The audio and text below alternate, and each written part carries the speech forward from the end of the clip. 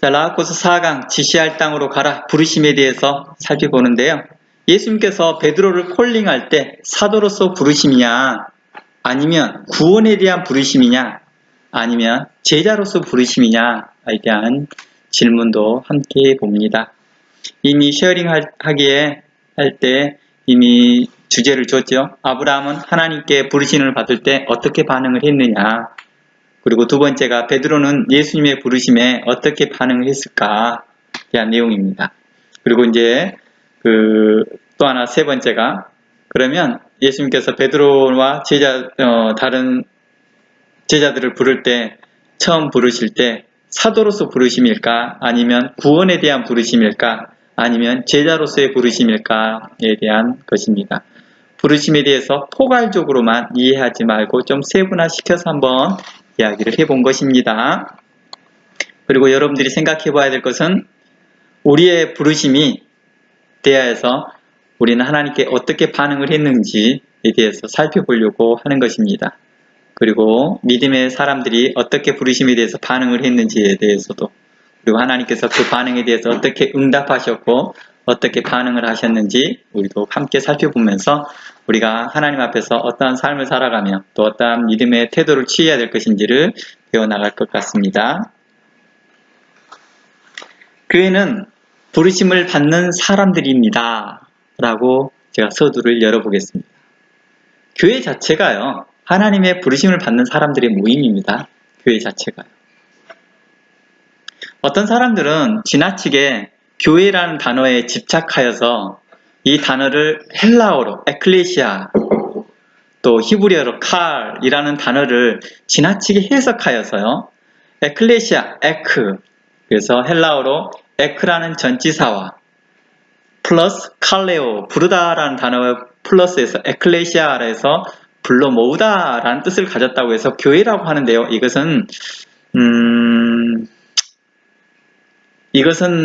좀 지나친 의미를 부여한 거죠. 교회에다요. 교회는 지나치게 우리가 자칫 성경을 해석하면서 보면 지나치게 단어의 의미를 너무 부여하거든요. 그러지 않았으면 좋겠어요. 제가 이 교회에 대한 부분들에 대해서 원처치의 글을 읽어보시면요, 이 교회라는 에클레시아라는 단어는요, 꼭 예수님께서 세우신 교회만을 설명하지 않았거든요. 성경에서는 이 교회라는 단어는 일반적으로 청년회관처럼 어떤 작은 모임들에 대해서 교회라고 말을 했다는 것입니다. 그래서 이런 교회라는 단어를 너무 지나치게 과장되게 해석하지 않았으면 좋겠습니다. 교회는 하나님의 부르심을 받는 사람들, 곧 하나님의 자녀요, 하나님의 백성들이요, 그리스도의 몸으로 부르심을 받는 자들이다, 이렇게 보시면 될 것 같습니다. 부르심은 그 무엇보다도 저는 에베소서의 신학적 관점에서 본다면 그리스도와 연합입니다. 부르심은 그 어떤 의미보다도 가장 중요한 것은 그리스도와 연합을 이야기하고 있습니다. 부르심은 그리스도와 연합되어져서 새 사람으로 사는 삶이겠죠. 그러한 삶을 살 수 있도록 우리를 부르셨다는 것입니다. 또 그러한 삶을 살라고 우리를 부르셨다는 것입니다. 이 부르심에 대한 내용이 워낙 방대하기에 오늘은 다 다루지는 않습니다. 단지 우리가 성경을 볼 때 어느 맥락에서 봐야 될 것인지에 대해서 오늘 살펴볼 거고요. 그 부르심에 대해서 살펴볼 때 성경의 맥락은 우리가 생각하는 것과 좀 다른 방향을 이야기를 하고 있다는 것입니다. 우리가 생각하던 것과 좀 다른 방향. 어떻게 보면 우리가 지극히 상식적으로 생각하는 방식으로 성경은 설명하고 있다는 것입니다. 그런데 우리는 지나치게 거기에 의미를 부여해서 부풀려 왔다는 것을 우리는 좀 생각해 보았으면 좋겠습니다. 많은 기독교인들이요, 삶에 있어서 주님의 부르심이 무엇인지 혼란스러워합니다. 그러나 에베소의 기준으로 우리는요, 그리스도 안에서 그리스도와 온전히 연합하는 것이고요, 그리고 우리의 형제들과 이웃들과 그리스도 안에서 연합하는 것을 하나님의 부르심이라 말하는 것입니다. 이를 위해서 모든 겸손과 온유로 그 부름에 합당한 삶을 살라고 성경은 우리에게 요구합니다. 그래서 에베소에는 너는 그 부르심에 합당한 삶을 살아라 이렇게 요구하고 있는 거죠. 이제 오늘 나누고자 한 것은요, 목회자들과 선교사들에게 더 초점이 된 부르심에 대해 나누겠습니다. 물론 교훈되어지는 것은요, 모든 성도들에게 해당되는 것입니다. 그래서 우리는 선교사로서 그리고 목사로서 부르신 것에 대해 지속적인 혼란을 경험하는 분도 있습니다. 특히 어떤 사역을 해야 할지, 또 언제, 어디로 선교를 가야 할지 등에 대해서 관한 것이죠. 실제로 이러한 분들은요, 특별한 하나님의 인도하심을 받기를 구하고 있습니다. 제가 이곳에 있으면서요, 오래된 일입니다. 어떤 분이 뉴질랜드에 오셨는데, 그분이 저를 포함하여서 여러 목사님들과 사람들 앞에서 그러더라고요. 와우, 하나님께서 나를 이 뉴질랜드에 부르셨어요. 과거에 하나님께서 자기를 필리핀으로 부르신 줄 알았거든요. 이분은 이제 필리핀 선교를 오랫동안 하시다가 뉴질랜드로 이제 오신 분이었어요. 그래서 그분은 이렇게 말합니다. 저는 과거에 하나님께서 저를 필리핀으로 부르신 줄 알았더니 이제 뉴질랜드에 와 보니 하나님께서 저를 뉴질랜드로 부르시기 위해서 예비하셨던 것입니다. 그러니까 필리핀 하나의 과정이었다는 것입니다. 뉴질랜드를 부르심을 위한 과정이었다라고 말합니다. 저는 그 이야기를 한 20년 전쯤에 들었거든요. 뉴질랜드 여기 이민 와서 얼마 안 돼서 그 이야기를 들었거든요. 그래서 저는 제 속으로 그렇게 했죠. 저분 얼마 안 있어서 또 딴소리 한다. 내가 그랬거든요. 저 얼마 안 있다가 딴소리 한다. 그러면서 제가 아내한테 그 이야기를 했거든요. 저분 분명코 얼마 안 있다가 딴소리 할 것이다. 그랬어요. 아니나 다를까 그분이요. 그 교회에서 부교육자로 왔는데요. 워크비자가 되지 않았어요. 워크비자가 안 돼서 결국에는 비자 신청이 되지 않아서 비자가 여건이 안 돼서 결국은 또 다른 지역으로 이동을 했습니다. 그러면 이제 그분은 뭐라고 말해야 될까요? 하나님께서는 그를 뉴질랜드로 부르셨는데 뉴질랜드 정부는 그를 거부했던 걸까요? 결국 뉴질랜드 정부는 사단을 대역을 하여서 하나님의 부르심을 대적하는 거고 대항하는 거고 막았던 걸까요? 우리는 이걸 어떻게 해석해야 될까요?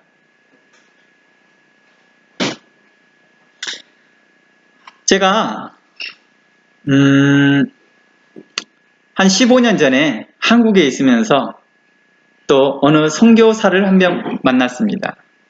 그 선교사님은 모슬렘 선교를 위해 자신이 부르심을 받았다라고 많은 사람들에게 이야기를 합니다. 그분의 열정도 넘쳤고요. 또 하고자 하는 마음도 컸습니다.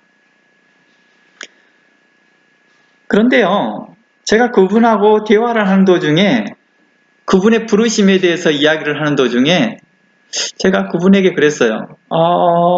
모슬렘 가지 않았으면 좋겠습니다. 그랬어요. 그걸 당신이 어떻게 하나님의 부르심이라고 믿습니까? 자기는 그 하나님의 부르심이라고 굳게 믿습니다. 라고 하는 거예요. 그래요. 그런데 선교사님은 좀 전에 저한테 고백하기를 자기는 성경을 잘 모른다라고 하였고 저에게 와서 성경을 배우겠다라고 하셨는데 그 말과 좀 앞뒤 말이 안 맞네요. 라고 말씀을 드렸습니다.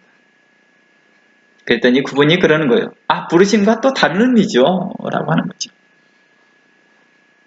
아무튼 그분은 자신의 의지를 꺾을 의향은 전혀 없었던 것입니다. 저는 계속해서 말을 했습니다.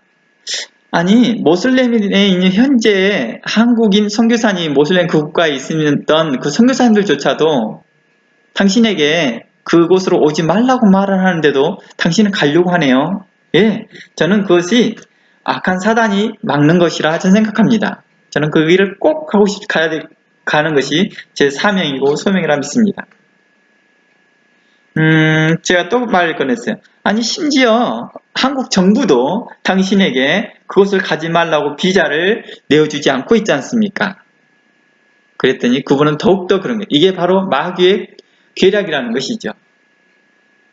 그래서 제가 그분에게 다시 말을 했습니다. 당신도 지금 성경에 대해서 잘 알지 못하는 당신이 어떻게 다른 사람들을 구원시키겠다라고 하는 것입니까? 결국 이 말에 굴복이 되어져서 결국은 본인이 성경을 다시 배우겠다고 그러더라고요. 그런데 자신 혼자는 안 배우겠다는 거예요. 그리고 그 선교팀이 있는데 선교팀장하고 이야기를 해서 그 팀장의 허락하에서 함께 배우겠다는 거예요. 그건 너무 좋겠다. 그러면 그 팀들에게 소개를 해서 함께 성경을 공부하면 좋겠습니다. 라고 말했습니다. 결국에는요, 그 팀장이 원하지 않았습니다. 성경을 배우기로 원치 않았던 것이죠. 그래서 본인도 결국에는 성경을 배우진 않았습니다. 어떻게 됐을까요? 네, 결국은 그 모슬렘 땅으로 갔습니다. 그리고 얼마 후에 우리가 잘 알고 있는 샘물교회 사건이 터진 것입니다. 물론 그분은 그 대상자는 아니었지만 아무튼 무언가에 연결되어 있는 것은 분명합니다. 거기 샘물교회에 갔던 선교팀들도 인터콥과 많이 연결되어 있는 것처럼 그분도 바로 인터콥 선교사였거든요. 우리는 왜 이러한 부르심에 대해서 우리의 생각과 좀 다른 모습들을 나타나고 있을까요? 한 1년 전인가 제가 그 교회와 다시 통화를 했는데요. 그 선교사님에 대해서 이렇게 말을 합니다. 그분은 그냥 자신의 일만 하는 것 같습니다. 라고 말을 합니다. 무슨 뜻이냐? 교회에서는 별로 해피하지 않습니다. 라고 하는 뜻이죠. 교회에서 그분에게 지금까지 약 10년 넘도록 선교 후원금을 지속적으로 보내고 있는데 교회에서는 그 사역에 대해서 그닥 해피하다고 느끼지 않는 듯 보였습니다. 여하튼 오늘 이제 부르심에 대해 좀 더 구체적으로 들어가 보려고 합니다. 하나님은요, 아브라함을 부르셔서 한 민족을 이루시겠다고 하였습니다. 하나님이 아브라함을 부르셔서 창대한 민족을 이루겠다라고 했고요. 복의 근원이 되게 하시겠다고 했습니다. 그렇다면 사라는 어떤 사람이어야 될까요? 아이를 잘 낳는 사람이어야 할 텐데 그렇지 않았습니다. 아브라함에게 약속되어진 그 창대한 민족을 이루겠다라고 하였던 그 말씀, 우리가 종종 에베소서의 말씀을 인용하거나 예정론이나 이쪽에 너무 오해하고 있던 분들이 창세전에 예정하셨다라는 말을 에베소서를 근거해서 말을 설명하거든요. 그렇다면 하나님께서 창세전에 예정하고 계획했던 것이 차질이 생긴 걸까요? 사라는 아이를 잘 낳은 사람이 할 텐데 그렇지 않았습니다. 하나님은 계획과 정반대되는 조건을 갖춘 사라를 잘못 선택한 걸까요? 잘못 부르신 걸까요? 상식과 거리가 먼 약속 같은데 아브라함은 그것을 믿었습니다. 사라도 그걸 믿었습니다.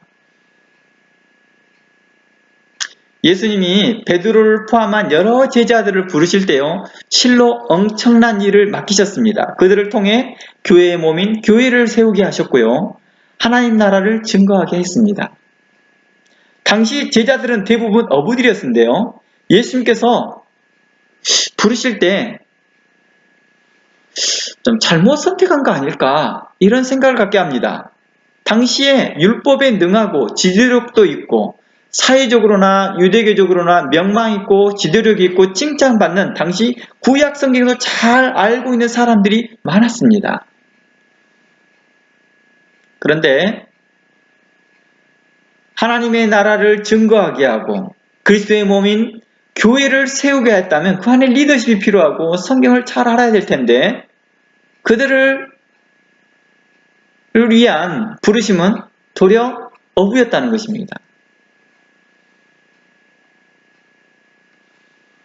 당시 유대교적으로 명망받고 지도력 있는 사람을 선택하지 않았다는 것입니다.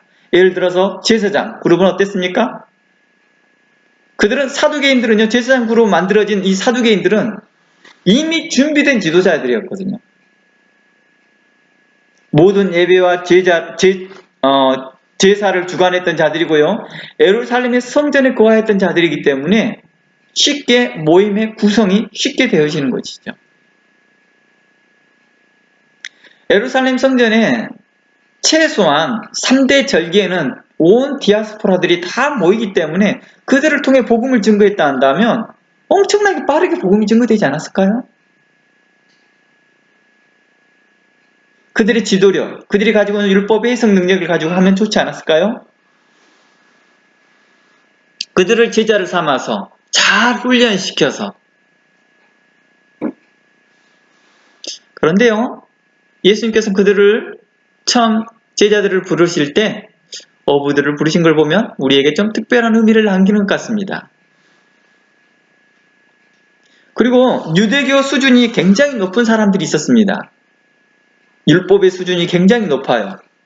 그리고 나름 백성들에게 존중을 받았고 인정받았던 바리새인들도 있었습니다. 이 바리새인들 중에서는 제사장 그룹도 얼마나 있었고 율법 교사인 랍비들도 있었습니다. 그런데 그들 중에서도 뽑지 않았습니다. 더욱이 경건의 운동으로 금욕 생활을 통해서 거짓과 불법과 거짓이나 불법이나 의롭지 못한 것에 타협하지 않았던 SNF파가 있었습니다. 어떤 사람들은 그러죠. 세례 요한이 SNF파 영향을 받았나? 할 정도로 SNF파는 굉장히 경건의 모습을 가지고 있었습니다. 그런데요, 그들 중에서도 선택하지 않았습니다. 저는 그들 중에 선택하지 않았다는 말보다는 그러한 그룹을 선택하지 않았다는 말로 바꾸고 싶네요.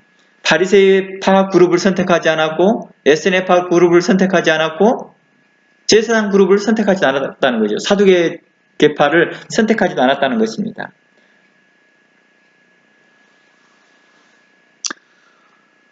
왜 예수님께서는 그 어부를 선택했을까요? 물론 12명의 제자는 어부만 있지 않았습니다. 그리고 예수님께서 부르신 제자는 12명만 있지는 않았습니다. 더 많았습니다.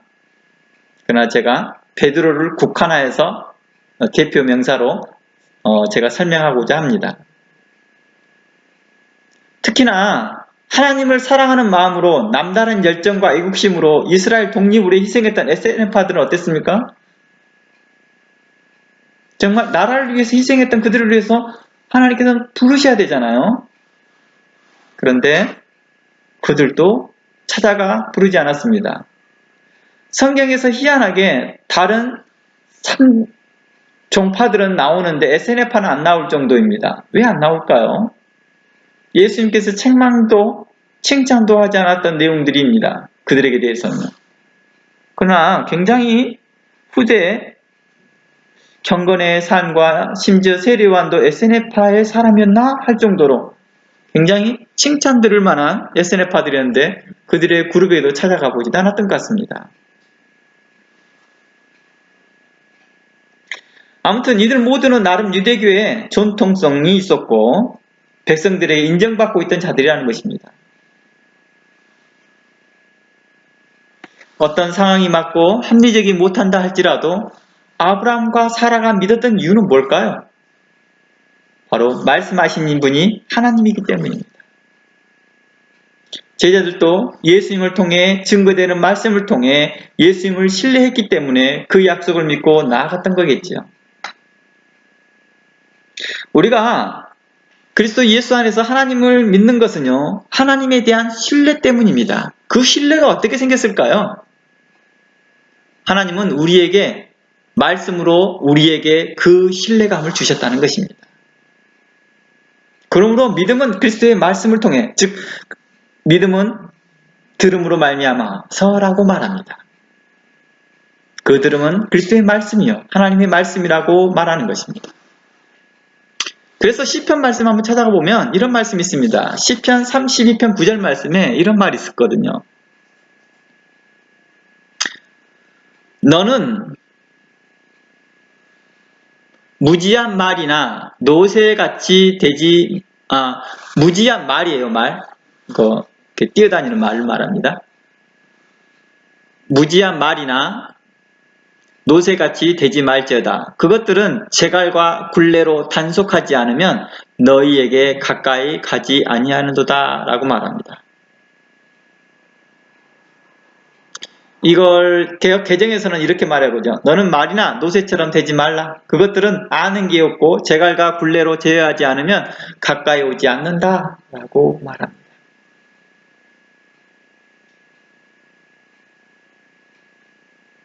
히브리서 3장 5절 말씀, 15절 말씀에 성경이 일렀을 오늘 너희가 그의 음성을 듣거든 노하기 듣거든 경노하던 것 같이 너희 마음을 완고하게 하지 말라.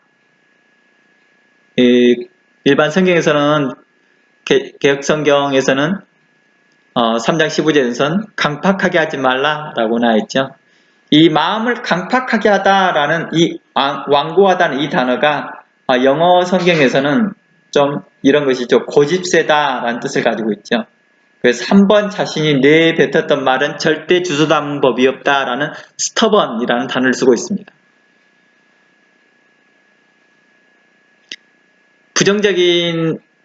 긍정적으로 쓴다 하면 대쪽 같은 사람이라겠죠. 근데 부정적인 사람에서는 매우 고집센이라는 뜻이죠. 이제 우리가 하나님께 대한 그 부르심에 대해서 좀 더 몇 가지 재미있는 사건들을 보면서요, 우리가 살펴보려고 합니다. 성경에서 하나님과의 만남, 부르심은요, 무속신앙에서 말하듯이 신내림이 있으면 자신의 의사와 상관없이 무속인이 되는 것으로 묘사하지 않고 있다는 것입니다. 그런데 많이들 이 부르심에 대해서 그렇게 설명하려고 하더라고요. try to 그렇게 설명하려고 한다는 거예요. 많은 사람들이요. 왜 그랬을까요? 하나님 말씀에 복종해야 되고 순종해야 된다는 그러한 교리라고 해야 될까요? 그 교리가 우리의 뇌리에 차 있기 때문인 것 같습니다. 그러나 현실은 그렇지 않아요. 믿음의 사람들에게도 하나님은 그렇게 행하지 않거든요.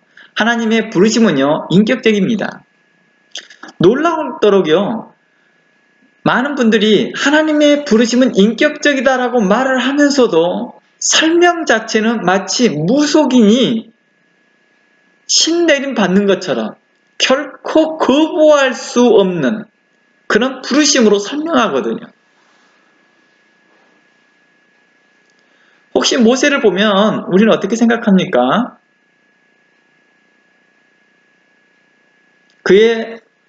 하나님께서 모세를 부르실 때 모세에 대한 반응은 어떻게 생각합니까? 그는 즉각적으로 응답하였나요? 하나님께서는 모세에게서 강압적인 태도를 보이셨나요? 하나님의 부르심은 우리에게 매우 인격적으로 다가온다는 사실들을 이제 하나씩 점검해 보려고 합니다. 그 대표적으로 예수님께서 제자들을 부르시는 것들을 통해서 먼저 살펴보고 아브라함, 모세를 한번 시간 되는 대로 살펴보려고 합니다. 먼저 마태복음 4장 말씀 가봅니다. 마태복음 4장에서 베드로가 예수님의 부르심에 대해서 어떻게 반응했는지 한번 살펴보겠습니다. 마태복음 4장 18절입니다. 많은 사람들이 마태복음 4장에 나와 있는 예수님의 그 부르심에 대해서 오해하고 있는 부분들에 대해서 오늘 다시 한번 새새겨보는 시간 가졌으면 좋겠습니다. 문맥을 잘 파악하고 사항을 잘 파악해 보시기를 바랍니다. 마태복음 4장 18절입니다. 갈릴리 해변에 다니시다가 두 형제 곧 베드로라는 시몬과 그 형제 안드레가 바다에 그물을 던지는 걸 보시니 저희는 어부라. 말씀하시되 나를 따라오너라 내가 너희로 사람 낚는 어부가 되게 하리라 하시니 어디죠? 저희가 곧 그물을 버려두고 저희가 뭐 했다고요? 곧 그물을 버려두고 예수를 쫓으니라. 그들이 즉각적으로 반응을 했네요.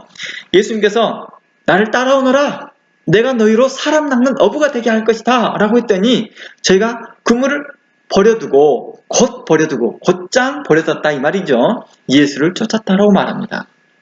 21절 거기 더 나아가 다른 두 형제 세베대의 아들 야고보와 그 형제 요한이 그 부친 세베대와 한 가지로 배에서 굼을 깁는 것을 보시고 부르시니 저희가 곧 배와 부친을 버려두고 예수를 쫓으니라. 와우, 놀랍습니다. 예수님께서 제자들을 부르는데 곧장 반응을 해요. 베드로도요, 야고보도요, 요한도요. 이 온라인 소통이 좀 잘 되면, 원래 라하코스가 이렇게 소통을 하면서 하는 강의인데 이 온라인 상태가 좋지 않다 보니까 이게 소통을 못하네요. 제가 답답합니다.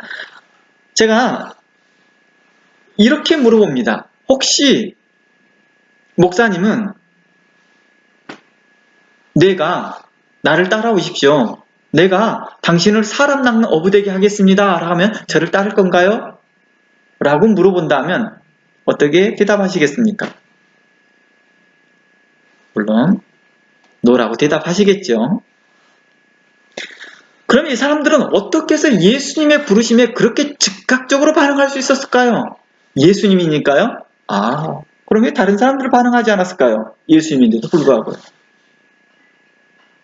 그들은 예수님을 어떻게 알고 예수님의 부르심에 그렇게 즉각적으로 반응할 수 있었을까요? 기적을 보여줬기 때문일까요?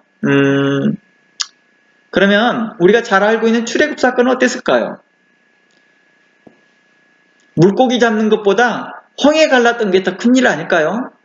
그렇죠? 조그만 갈릴리 호수라 하죠. 갈릴리 호수를 해서 그냥 물고기 잡는 것과 큰 바다인 홍해를 갈라버린 것 중에 어떤 것이 더 놀랍습니까? 홍해 갈랐잖아요. 그 홍해 갈랐던 일이 더 놀랍지 않습니까? 근데 사람들은 어떻게 해요? 그 카할이라는 이 회중이라는 단어, 교회를 칼레오라고, 에클레시아라는 단어가 거기서 왔다라고 우기는 그런 사람들의 말로 표현하자면 어때요? 확실한 그 부르심, 증거가 있는 부르심인데도 어땠을까요? 마음을 강팍하게 하더라는 것입니다. 그리고 더 놀라운 것은 애굽에서 10가지 재앙도 보여줬지만 그들에게는 소용이 없었던 것 같습니다. 그런데 어떻게 베드로와 야고보와 그 형제 요한은 그렇게 즉각 반응할 수 있었을까요? 믿음이 좋았을까요? 우리보다? 아니면 당시에 출애굽했던 백성들보다 믿음이 더 좋았기 때문이었을까요? 여러분들은 어떻게 생각하십니까?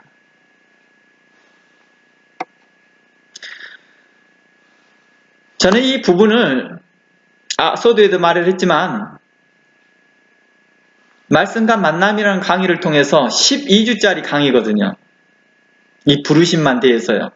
거기에 대해서 나오는 내용이기 때문에 오늘 다 설명하지 못한다 할지라도 제가 여러분들에게 던지는 이 질문이 여러분들에게 많은 생각들을 갖게 할 것입니다. 그들은 어부로 갈릴리 바다에서 고기를 잡는 어부였습니다. 이 사람들의 특징은요, 자신들이 하고 있는 일을 버리고 주를 쫓았던 모습이 나오죠. 자신들이 뭔가를 하고 있었어요. 놀고 있는 사람들이 아니었습니다. 뭔가를 하고 있던 사람이었습니다. 근데 예수님의 부르심에 즉각 반응합니다. 이에 대해서 어떤 설교자들이 이렇게 말합니다. 베드로와 안드레 그리고 야고보와 요한처럼 하나님의 부르심에 즉각적으로 응답하시기를 바랍니다. 그러면서 계속해서 이렇게 말합니다. 베드로처럼 모든 것을 버리고 즉각적이고 능동적으로 바로 예수님을 따라야 합니다. 부르심에 대해 우리에게 요구되는 것은 무조건 순종하는 것뿐입니다. 하나님의 말씀에, 주님의 뜻에 온전히 무조건 순종하는 것이 바로 부르심에 합당한 태도입니다. 라고 말합니다. 저는 목회자들 대상으로 전에도 한번 강의할 때도 이걸 똑같이 질문했습니다. 이렇게 말해봅니다. 목사님은 과연 그렇게 하셨나요? 목사님은 과연 신학교에 올 때 과연 그렇게 하셨나요? 라고 물어봤습니다. 그런데 여러분들이 또 하지도 못한 것을 어떻게 성도들에게 그렇게 뻔뻔하게 설교할 수 있습니까? 자기도 지지도 못하는 무거운 짐을 성도들에게 넘기는 바리새적인 사람이 아닌가 우리 스스로 생각해 봐야 될 것입니다. 사람에게 감동을 주고 사람을 선동시키는 설교가 아니라 우리의 삶을 통해서 의롭게 인격적으로 말씀이 증거될 텐데 그러지 못한다는 것입니다. 그 이유가 뭘까요? 성경을 인격적으로 살펴보지 않기 때문에 그렇습니다. 우리는 많이 하나님 앞에 이기적인 태도를 취합니다. 하나님, 우리에게 인격적으로 다가와 주십시오. 우리에게 인격적으로 말씀하여 주십시오. 라고 하지만 우리는 실상 하나님과의 관계에서 인격적이지 못합니다. 매우 주술적이고 그리고 한탕주의로 우리는 해나갑니다. 한 방 해결해주고 한 방에 다 모든 걸 다 해결해주는 그런 것들을 생각합니다. 이런 한탕주의 생각들, 이런 것들이 우리를 병들게 하고 있습니다. 한탕주의, 한 번에 끝내는 것, 그런 것들이 우리의 삶을 병들게 하고 우리의 영혼을 병들게 하고 하나님의 생각에서 떠나가게 한다는 것입니다. 예수님께서 베드로를 부를 때 단번에 응했던 것처럼 우리도 즉각적이고 능동적으로 모든 걸 버리고 예수님을 즉시 따라야 합니다 라고 말했던 그분들에게 저는 다시 물어봅니다. 당신은 현재 그러고 있습니까?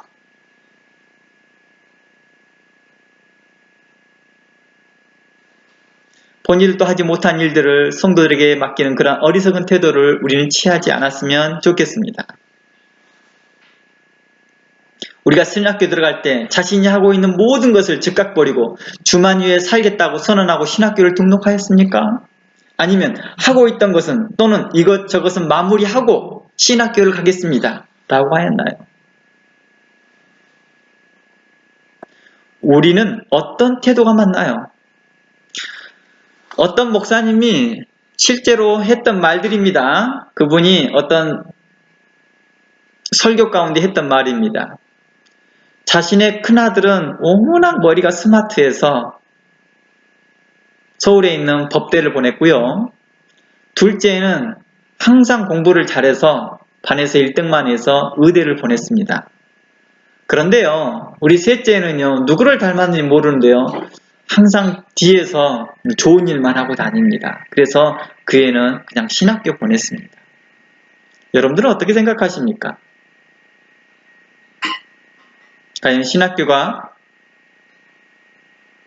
의대나 법대를 갈 수 없는 사람들이 신학교에 가서 그곳에서 자기의 삶을 부르심이라고 생각하고 이것이 하나님의 부르심이라고 생각하고 믿고 어거지를 써야 되겠죠? 억지를 부려야 되겠죠?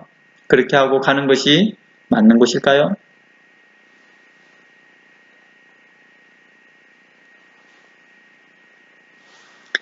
우리는 이제 제가 던지는 이 질문들은 제가 이 부르심에 대해서 약 12주 동안 다뤘던 내용들이기 때문에 다 다루지는 못하고 질문을 통하여서 여러분들에게 많은 생각을 넓혀줄 것이니까요. 여러분들이 질문들을 생각해 보시길 바랍니다. 제가 던지는 질문들이 여러분들에게 많은 성경을 생각해 보고 또 성경을 살펴보는데 유익함이 줄 거라 봅니다. 물론 하나님의 음성의 즉각적인 반응은 우리에게 매우 유익하죠. 그리고 본받을 만한 믿음입니다. 그리고 우리의 삶의 복된 일입니다. 그럼에도 불구하고도 우리는 그렇게 하지 못하는 것이 현실이라는 것입니다.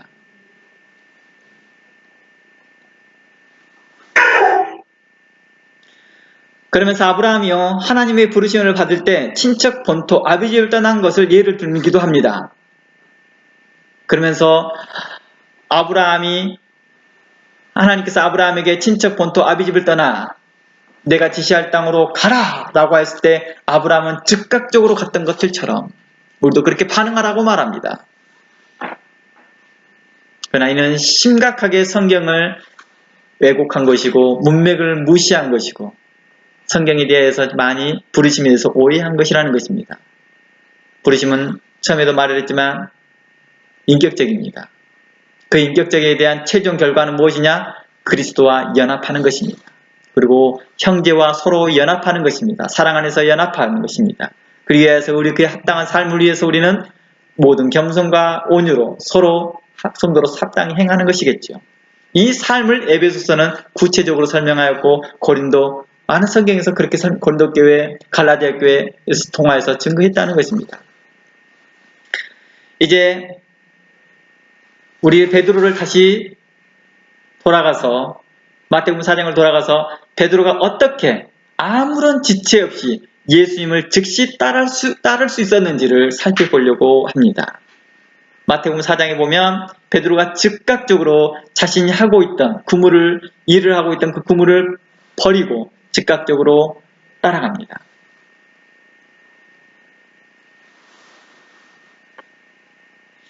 이 질문을 찾는 동안에 우리는 동시에 아브라함에 대한 부분들도 우리는 한번 생각해보는 좋은 시간이 가질 수 있을 것입니다. 오늘만 시간이 다 못되면 아브라함은 다음에 다루든지 아니면 다음 기회를 통해서 나누겠습니다.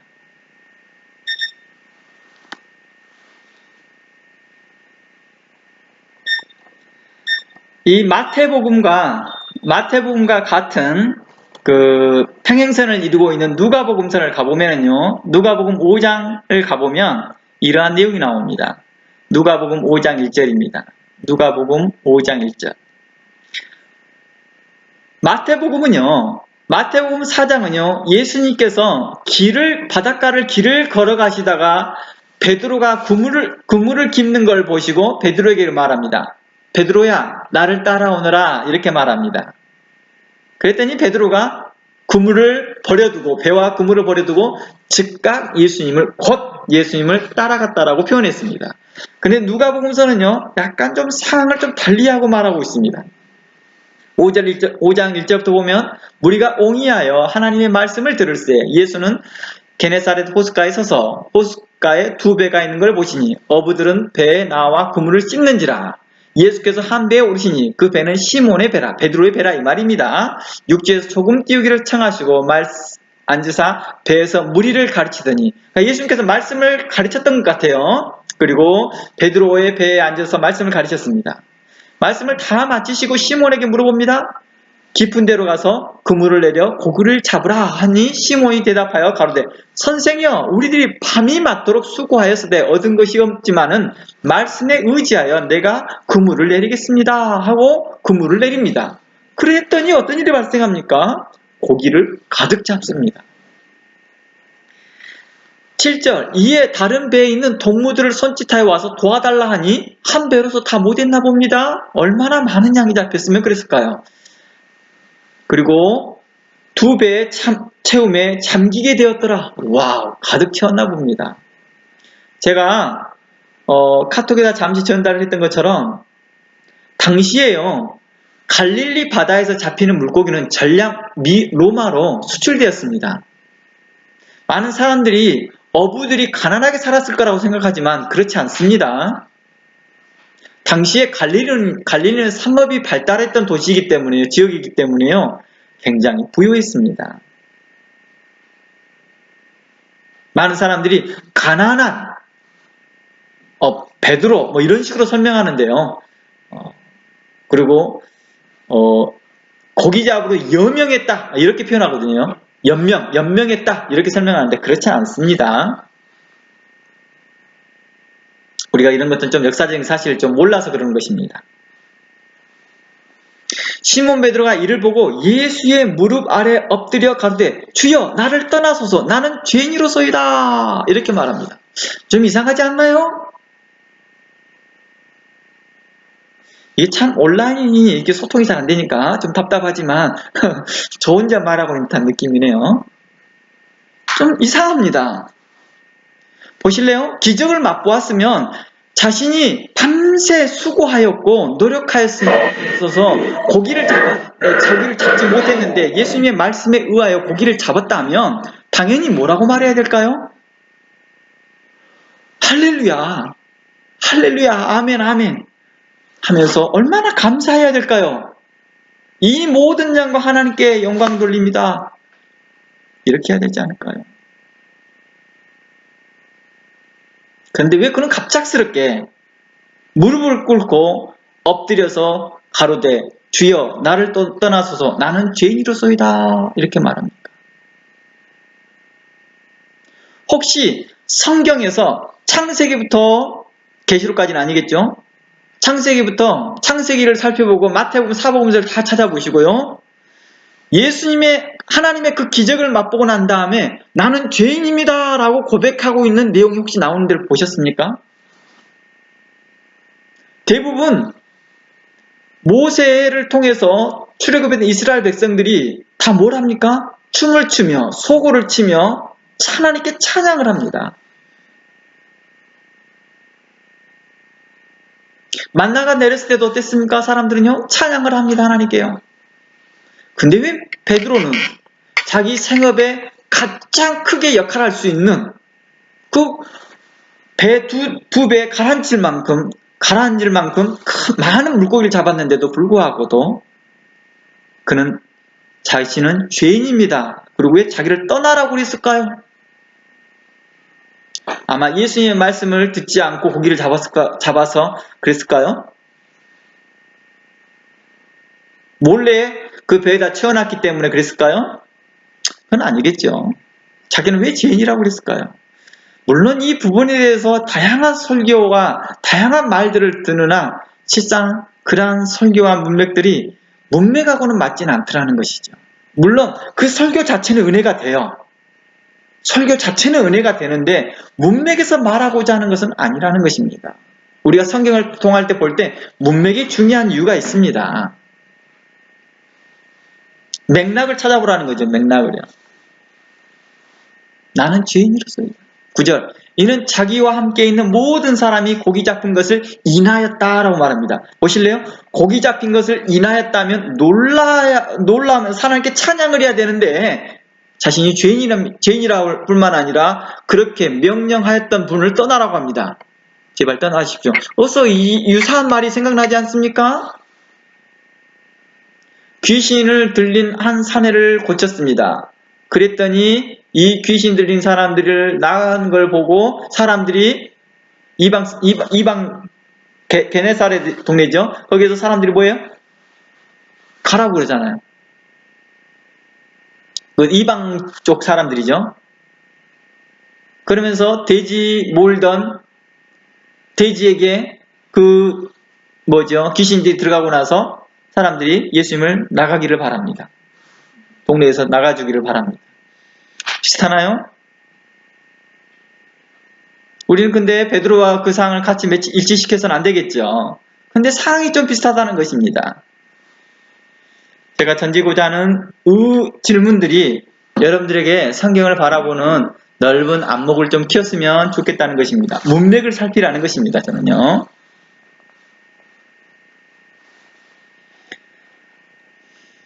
(10절) 세베대의 아들로서 시몬의 동업자인 야고보와 요한도 놀랐습니다. 예수께서 시몬에게 가라사대 무서워 말라. 이제 후로는 내가 사람을 취하리니 저희가 배들을 육지에 대고 모든 것을 버려두고 예수를 쫓았다라고 말합니다.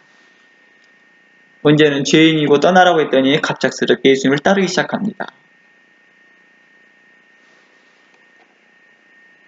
왜 베드로는 고기를 많이 잡혔는데 스스로 죄인이라고 고백했고 자기를 떠나라고 그랬을까? 이것까지 살펴보면 예수님은 베드로와 안드레를 먼저 부르시고 온 후에 야고보와 요한을 부른 것으로 나와 있습니다. 그렇죠? 이제 우리가 성경을 다시 한번 살펴보기 바랍니다. 우리가 사복음서를요 잘 알고 있다고 착각을 해요. 많이 잘 알고 있다고 착각하는데요. 제가 말씀과 만남이라는 예수님의 초기 행적을 세 파트로 나눠서 하는데요. 첫 번째 파트가 부르심인데요. 이 부르심에 대해서 12강을 동안 나누는 동안에 우리가 사복음서를 잘 많이 모르구나 라는 것을 발견하게 됩니다. 요한복음 1장 35절 한번 들어가 봅니다. 요한복음 1장 35절입니다.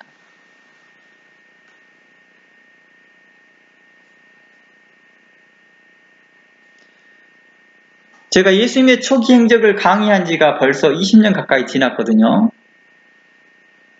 그러니까 꽤 오랜 세월 동안 제가 이 내용을 가르치고 있습니다. 1장 35절 한번 살펴볼게요. 또 이튿날에 요한이 자기 제자 중 두 사람과 함께 섰다가 예수의 다니심을 보고 말하되 보라 하나님의 어린 양이로다. 두 제자가 그의 말을 듣고 예수를 쫓거늘 예수께서 돌이켜 그 쫓는 것을 보시고 물어 가로되 무엇을 구하느냐 가로되 랍비여 어디 계시옵니까 하니 랍비는 번역하면 선생이라. 예수께서 가라사대 와 보라. 그러므로 저희가 가서 계신 데를 보고 그날 함께 거하니 때가 제10시쯤 되었더라. 요한의 말을 듣고 예수를 쫓는 두 사람 중에 하나는 시몬 베드로의 형제 안드레라. 그가 먼저 자기의 형제 시몬을 찾아 말하되 우리가 메시아를 만났다 하고 메시아를 번역하면 그리스도라. 데리고 예수께로 오니 예수께서 보시고 가라사대 내가 요한의 아들 시몬이니 장차 게바라 하니라 하시니 게바는 번역하면 베드로라. 자, 이곳에서 보면 좀 특이한 내용이 나옵니다. 요한복음에서는 베드로가 바닷가에 있지 않습니다. 예수님께서 요한복음 1장 내용을 살펴보면요. 예수님은 현재 유대 땅에 있음을 알 수 있습니다. 그리고요.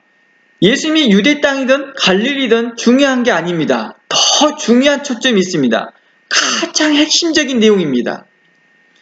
35절입니다. 이 내용이 굉장히 중요합니다. 장소보다 더 중요한 것이 바로 때입니다. 내가 2019년에 오클랜드에 있었다라는 말과 2020년에 서울에 있었다는 말은 다른 뜻으로 이해되어지죠. 그런데 그냥 장소만 가지고 서울에 있었다, 오클랜드에 있었다라는 말로 쓰게 되면 우리는 혼선을 두게 됐겠죠. 그러겠죠. 연도를 무시하는 상태에서요. 지금 현재 시기점을 이야기해 보겠습니다. 35절 이튿날 요한이 자기 제자 중 두 사람과 함께 섰다라고 말합니다. 이 두 사람 중에 한 사람이 누구죠? 베드로의 형제지요. 형 안드레라고 말하죠. 일명. 여기 40절 시몬 베드로의 형제 안드레가 베드로를 찾아가서 내가 메시아를 보았다라고 말합니다. 그러니까 안드레는 누구의 제자였음을 알 수 있어요? 세례 요한의 제자였음을 알 수 있습니다. 그리고 많은 학자들도 말하기를 베드로나 다른 사람들도 요한이나 야고보도 세례 요한의 제자였을 것이다 라고 말합니다. 그러니까 세례 요한의 제자 두 사람 중에 한 사람인 안드레, 여기서 말한 두 사람 중에 한 사람이 요한과 안드레라고 많은 사람들은 말을 합니다. 특히 요한복음에서는 자기 이름을 들춰내지 않는 특성 때문에 그렇게 말한다고 합니다. 그렇다면 안드레라는 이 사람은 요한의 제자였고 요한은 지금 현재 어디 있습니까? 유대 땅에서 세례 요한 유대 땅에서 지금 세례를 주고 있는 상황이었습니다. 그런데 그럴 때에 예수님을 만나게 되고 있다는 것입니다. 지금 세례 요한이 있다는 것이죠. 그런데 마태복음 4장 12절 가봅니다. 마태복음 4장 12절에 가보면 우리가 너무 익숙하게 잘 아는 내용이죠. 예수님께서 마태복음 4장에서는 마귀에게 시험을 받습니다. 광야에서 40일 동안 계시면서 마귀에게 시험을 받습니다. 시험을 다 이기고 난 후에 성령이 충만하여서 갈릴리로 왔다라고 나와 있습니다. 그러면서 그 갈릴리로 오셔서 바로 베드로를 불렀다는 내용으로 나오거든요.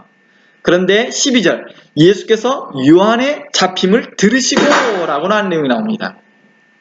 어때요? 마태복음에는 연도가 다르다는 뜻입니다. 연도가. 시점이 다르다는 거예요.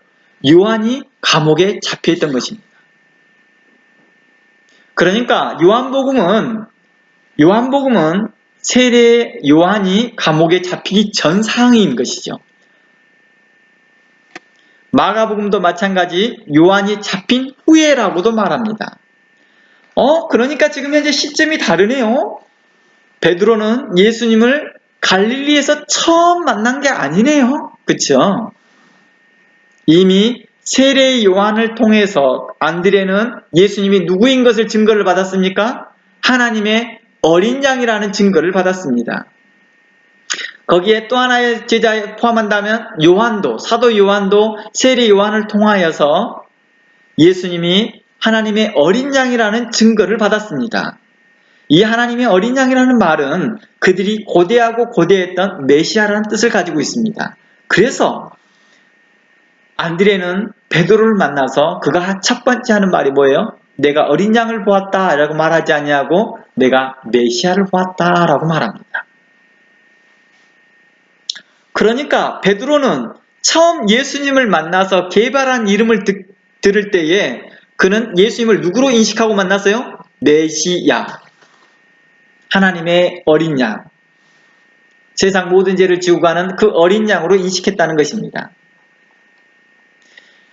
요한복음은 마태, 마가와 달리 안드레와 요한이 예수님을 먼저 만났음을 우리는 충분히 이 문맥에서 살펴볼 수 있다는 것입니다.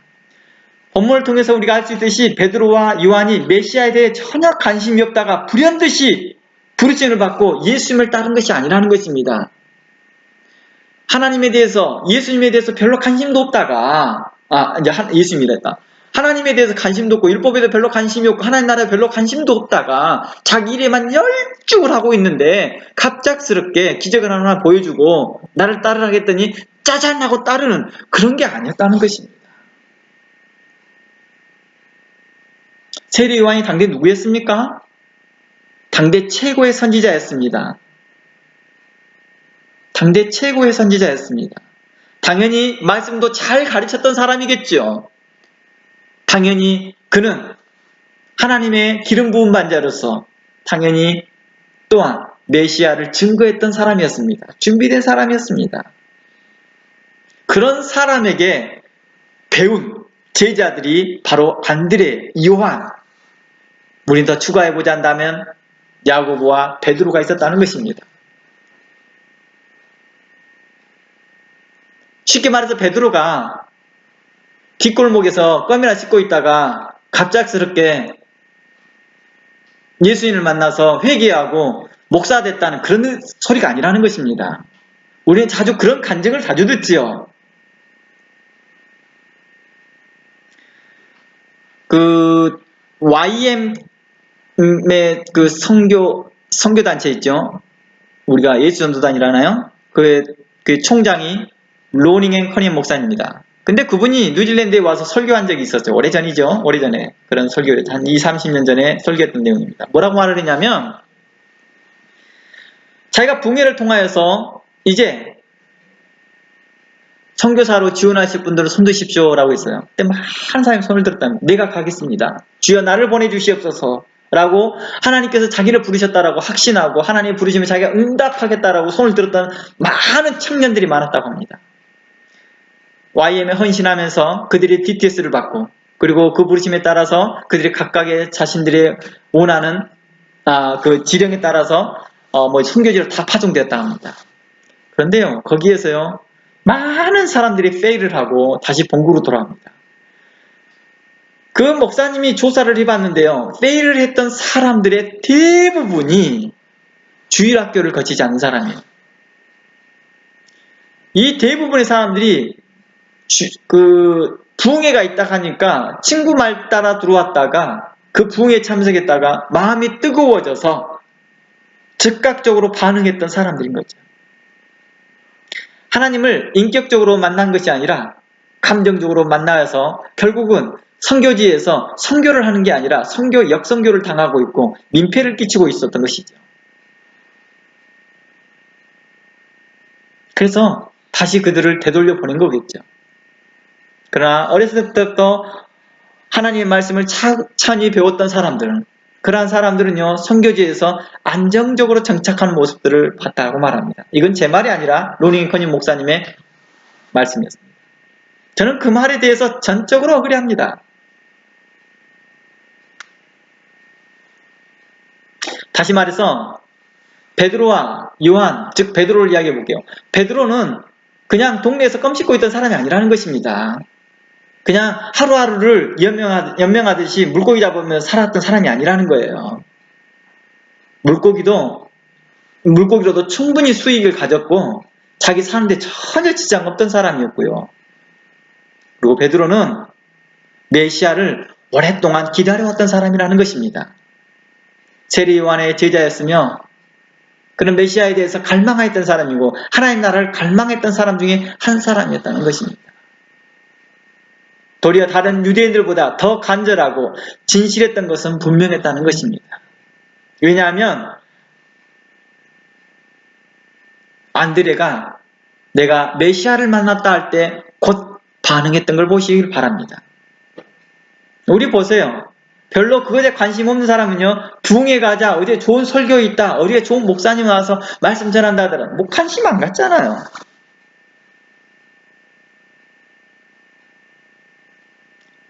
우리가 잘 알고 있는 스펄전 목사가 어땠습니까? 당대 최고의 목사님이셨습니다. 근데 스펄전 목사님 오셨다면요, 사람들이 다 반응할 것 같죠? 안 그랬다는 거예요. 그런 종 많은 종. 예수님 때는 어땠습니까? 사람들이 다 예수님에 대해서 반응했나요? 그러지 않았다는 거예요. 그런데 그는 어땠습니까? 메시아라고 할 때 의심치 않고 안드레의 말을 듣고 따라옵니다.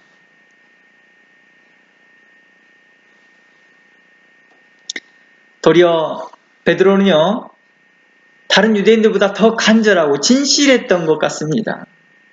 하나님을 진실로 구하고 만나기를 바라고 있었던 것 같습니다.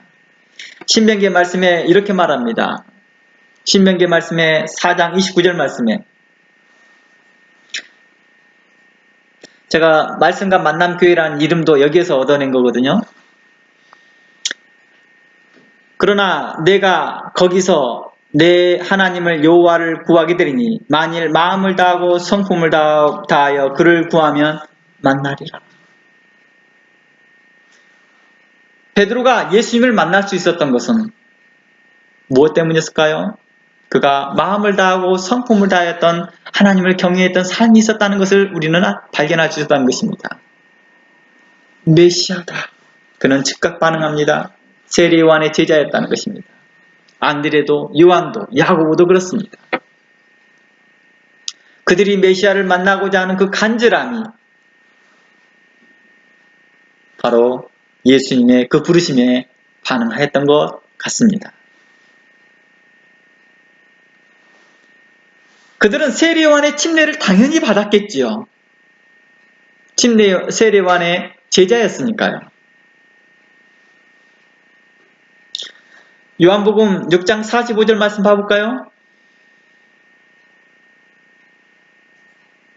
요한복음 6장 45절 이런 말씀이 있습니다. 선지자의 글에 저희가 다 하나님의 가르치심을 받으리라. 기록되은즉 아버지께 듣고 배운 사람마다 내게로 올 것이다 라고 말합니다. 여기서 아버지께 듣고 배운 사람의 말이 무엇일까요? 아버지께로부터 보내심을 받는 사람들을, 즉 선지자들에게 이런 말이겠죠. 선지자들에게 배우고 이런 말들이겠죠. 예수님께서는 자주 이런 말 인용을 하거든요. 비유를 통해서 내가 너희들을 위해서 내가 선지자를 보냈고 의로운 자를 보내었고 그러나 너희들이 그들을 죽였고 또 어떤 이들은 십자가에 매달렸고 어떤 이들은 돌을 던져 죽였도다 라고 말한 것처럼 많은 사람들을 보내었으나 그 종들을 보내었으나 듣지 않았다라고 말합니다. 그러나 그에게 듣는 사람들에게는 메시아를 만났었다는 것입니다. 예수님께서 사도를 부를 때, 즉 베드로를 부를 때 막연히 부르지 않고 그들의 중심을 아시고 부르셨다는 것입니다. 뭘 바라고 있었던 거예요? 메시아를 갈망하고 있었다는 것입니다.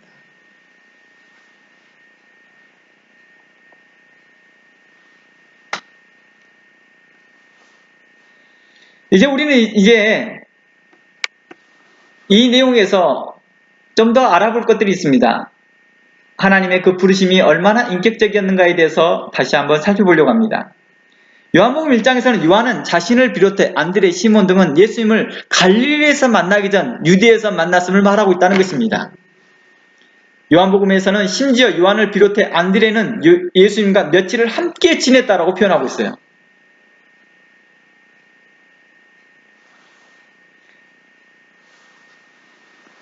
그러니까 예수님과 요한을 떠나서 안드레와 베드로와 이런 사람들은 함께 예수님과 함께 며칠을 보냅니다.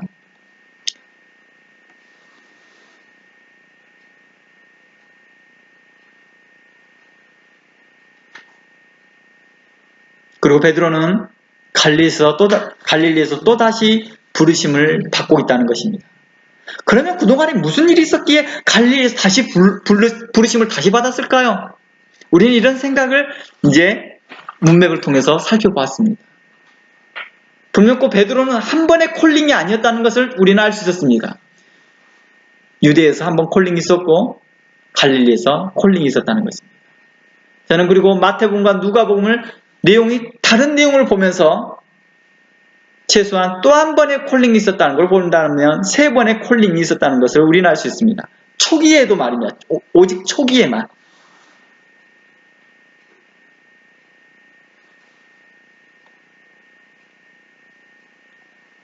요한복음 1장, 2장을 살펴보면 우리는 이러한 내용들을 살펴볼 수 있습니다.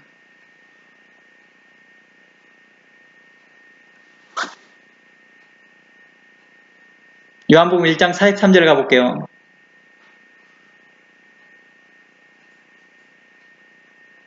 이제 안드레랑 베드로랑 요한이랑 함께 거하고 난 다음에 그 다음날, 이튿날이라는 꼭 그 다음날이라는 뜻은 아니에요. 언제인지는 몰라요. 아무튼 이튿날 예수님께서 이제 어디로 가려고 합니까? 이제야 갈릴리로 가려고 합니다. 그러니까 유대에서 지금 갈릴리로 가려고 하는 내용이죠. 이미 유대 땅에서 누구를 만났어요? 베드로와 요한을 이미 다 만났습니다. 그리고 갈릴리로 가려고 할 때 그 유대 땅에서 빌립을 만납니다. 그러자 빌립도 안드레와 베드로 한 동네의 베세다 사람이래요. 그러니까 빌립도 어부일 가능성이 높겠죠. 그러니까 그들이 세례 요한의 제자인 것을 알 수 있습니다. 그러니까 자기의 생업을 놔두고 세례 요한을 쫓아다니고 있었고 세례 요한을 따라다니면서 자기의 생업들을 하고 있던 사람들이었습니다. 우리 그러잖아요. 빌립이 나다나엘을 찾아와서 그러자 빌립은 또 나다나엘을 찾아갑니다. 그랬더니 모세 율법이 기록되어 있고 여러 선지자에 기록한 우리가 만났습니다. 그 사람을 만났습니다. 그 사람은 바로 나사렛 예수입니다. 라고 말합니다. 그러자 이 사람이 어쩌고 저쩌고 했던 내용이 나와요. 아니 나사렛에서 무슨 선한 일이 나느냐 하면서 나다나엘을 만나면서 나다나엘에게 예수님께서 또 콜링을 합니다. 우리는 여기까지 보면서 예수님께서 제자들을 콜링하는 방식이 베드로를 콜링했던 그 순간이 이례적인 사건이 아닌 것들을 우리는 볼 수 있다는 것입니다. 이미 유대 땅에서 무슨 일이 일어났고 갈릴리에서 또 한 번의 부르심이 있었다는 거예요. 이런 과정 가운데에서 또 한 번의 부르심이 있었는데 그때는 첫 번째는 마태복음에서는 갈릴리를 지나가다가 베드로를 만나니까 이미 알고 있는 베드로라는 거예요. 나를 따르라 했더니 베드로가 그 과거의 사건을 보고 유대 땅에 있었던 그 사건을 아니까 놔두고 따랐다는 거예요. 그런데 어느 날 또다시 물고기를 잡고 있는데 베드로에게 말합니다. 네 배 좀 빌릴까? 이렇게 했습니다. 그물을 씻고 있었죠. 그랬더니 베드로는 아무 말도 하지 않고 예수님께 그 배를 빌려줍니다. 누구셔? 라고 물어보지도 않습니다. 처음 봤으면 당연히 물어봐야 될 거 아니에요? 근데 안 물어봅니다. 왜요? 알고 있었으니까. 이미 유대 땅에서 만났으니까요. 그리고 베드로는 예수님께 기꺼이 그 배를 내어줍니다. 설교가 다 끝날 때까지 베드로는 그 설교를 함께 듣고 있으면서 있습니다. 그리고 베드로에게 말합니다. 깊은 데로 가서 깊은 데에 그물을 던지라. 베드로는 그 말에 즉각 순종하고 그물을 던졌습니다. 많이 잡혔습니다. 아까 말했죠. 많이 잡혔으면 할렐루야 아멘을 해야 될 텐데 죄인입니다. 나를 떠나소서 한 이유가 나타납니까? 왜 그랬을까요? 그동안 베드로가 그 부르심에 뭐 했으면 알 수 있습니까? 있으면서 떠났던 사실들을 우리는 볼 수 있습니다. 유대 땅에서 와서 왜 갑작스럽게 갈릴리에 또다시 불렀을까요? 떠났으니까 그랬겠죠. 우리는 좀 전에 했던 설명을 봅니다. 우리가 설교 가운데서 우리는 베드로처럼 즉각 즉각적으로 반응해야 됩니다. 즉각적으로 반응하지 않으면, 그래서 어떤 사람들이 그래요. 뭐 다리 몽둥이가 끊어져서 목사를 되었다는 둥, 사업이 몇 번 무너져서 사업하다가 사업이 무너져서 안 돼서 결국에는 목사 되었었다라고. 그러니까 제가 그런 분들에게 이렇게 합니다. 결국 그런 분들이 목사 되고 나니까 교회를 사업장으로 만들더라.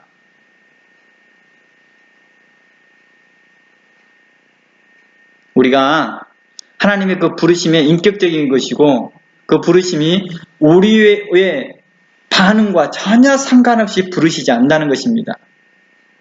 무속인에게 무당이 그 신내림이 내려서 무당이 되는 것처럼 우리는 그렇게 부르지 않으신다는 것입니다.